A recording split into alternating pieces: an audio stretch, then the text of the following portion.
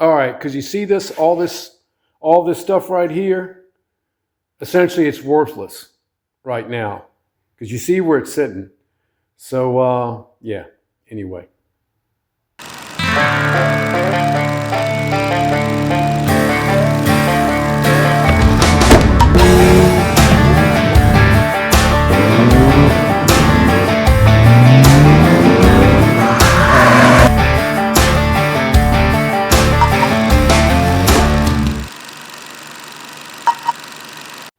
So hey everybody, so it's been a couple of days thinking about the tire chain issue, and really there's really only two ways to go, and it's either I spend some money, a fair amount of money, turns out, and some work, some which I plan, some fabrication or whatever, or a whole lot of fabrication and maybe no more money at all. So I don't know if it's interesting, but it's kind of sad actually. So this is where things start to run off the rails.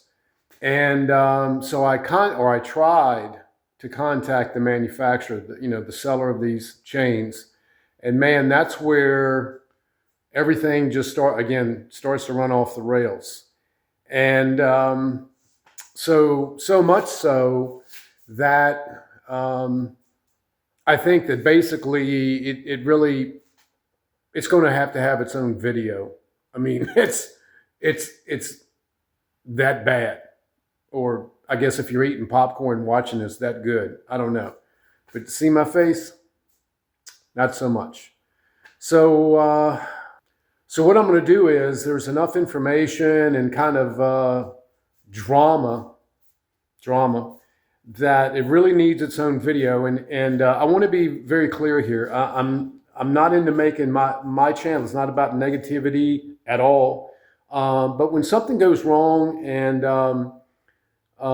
there's not either any customer support or poor at best, then I'm going to let you all know, and then you decide.